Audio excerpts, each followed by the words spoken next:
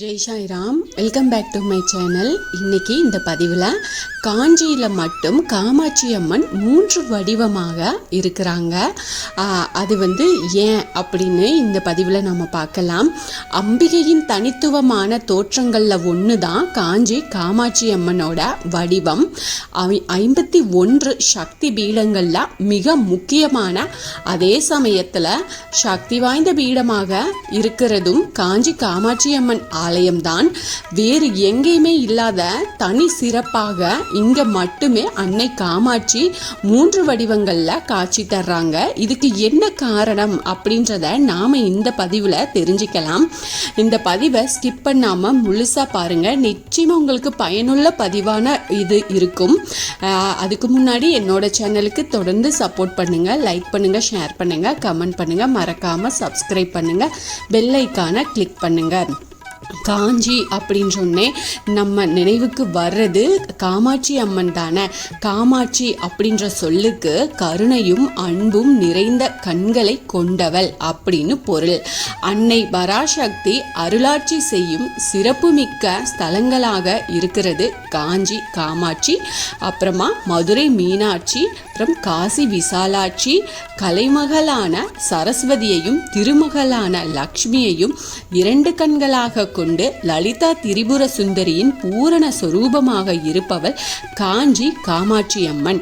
காஞ்சியில காட்சி தரும் காமாட்சி அம்மன் தனது 2 கால்களை மடக்கி பத்மாசன நிலையில அமர்ந்திருக்கிறாங்க. கைகள்ல கரும்பு, வில், தாமரை, கிளி தாங்கி இருக்கிறாங்க. இந்த பந்தகாசுரன் அப்படின்ற அசுரன் கடுமையான தவம் இருந்திருப்பாரு. அந்த தவத்தினால பிரம்மன் கிட்ட இருந்து நிறைய வரங்கள் வாங்கியிருப்பாரு. அந்த வரங்களை கொண்டு மூவுலகங்களையும் கைப்பற்றி தேவர்களையும் முனிவர்களையும் ரொம்ப துன்புறுத்தி கஷ்டப்படுத்திட்டு வந்திருப்பாரு. இதை அடுத்து தேவர்கள் எல்லாருமே சேர்ந்து சிவபெருமான் கிட்ட போய் முறையிடுவாங்க.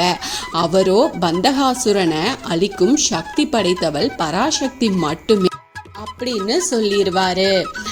அதுக்கப்புறமா இதனால தேவர்கள் பராசக்தியை தேடுவாங்க.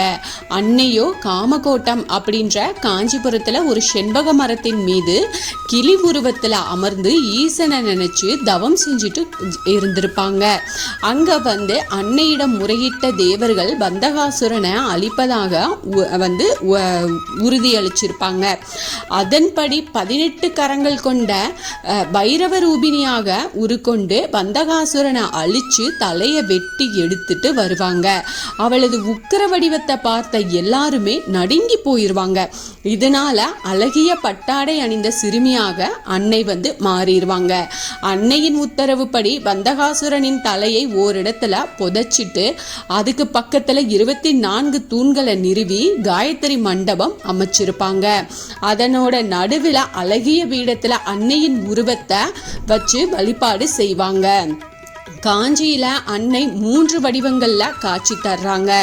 மூல விக்கிரகமாக ஸ்தூல வடிவிலும், அஞ்சன காமாட்சியாக சூட்சம வடிவிலும், ஸ்ரீ சக்கரம் அப்படின்ற காரண வடிவிலும் அன்னை இங்கு இருக்கிறாங்க. காமாட்சியின் இடது பக்கத்துல வடக்கு திசை நோக்கியவாறு அரூப லக்ஷ்மியான அஞ்சன காமாட்சி தவம் புரியும் கோலத்துல காட்சி கொடுக்கறாங்க. இது அன்னையின் சூட்சம வடிவம். காஞ்சிபுரத்துல இருக்கிற அனைத்து சிவன் கோயில்களுக்கும் காஞ்சி காமாட்சி அம்மனே மூலமூர்த்தம் ஆவாங்க. அதனால காஞ்சிபுரத்துல இருக்கிற சிவன் கோவில்கள்ல அம்பாளுக்கு சன்னதிகள் இருக்காது.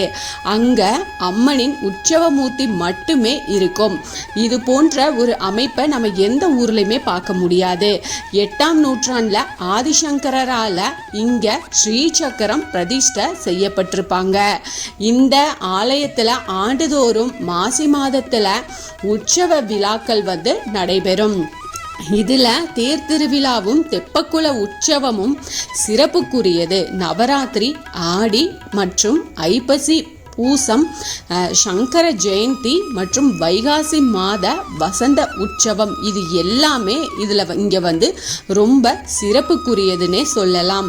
அவ்வளவு சக்தி வாய்ந்த இந்த காஞ்சி காமாட்சி அம்மனை உங்களால் போக முடியும், அந்த வாய்ப்பு கிடைச்சது அப்படின்னா கண்டிப்பாக போய் தரிசனம் செஞ்சுட்டு வாங்க. நீங்கள் என்ன பிரார்த்தனை வச்சு போகிறீங்களோ நிச்சயமாக அம்பாள் வந்து உங்களுக்கு நிறைவேற்றி கொடுப்பாங்க. அவ்வளவு சக்தி வாய்ந்த கோயில் அது. அம்பாள் அவ்வளோ சக்தி வாய்ந்தவங்க. நிச்சயமாக நம்பிக்கையோட உங்களுக்கு போகிறதுக்கு வாய்ப்பு கிடைக்கிறத நீங்கள் தவற விடாமல் போயிட்டு வாங்க. வீட்லையும் அம்பாளோட திருவுருவ படமோ சிலையோ வச்சுருந்தீங்கன்னா கண்டிப்பாக நீங்கள் பூஜை செஞ்சு நிறைய பலன்களை பெறலாம். ரொம்ப எளிமையான வழிபாடு தான் அம்பாளை வழிபாடு செய்கிறது. இந்த பதிவு உங்களுக்கு பயனுள்ள பதிவாக இருக்கும் அப்படின்னு நான் நம்புகிறேன். இதில் ஏதாவது சந்தேகம் இருந்தால் எனக்கு கமெண்ட்டில் கேளுங்க, நான் பதில் சொல்கிறேன். என்னோட சேனலுக்கு தொடர்ந்து சப்போர்ட் பண்ணுங்கள், லைக் பண்ணுங்கள், ஷேர் பண்ணுங்கள், கமெண்ட் பண்ணுங்கள், மறக்காமல் சப்ஸ்கிரைப் பண்ணுங்கள், பெல் ஐக்கானை கிளிக் பண்ணுங்கள். இது போல் எனக்கு தெரிஞ்ச ஆன்மீக பதிவுகளை உங்ககிட்ட நான் ஷேர் பண்ணுறேன்.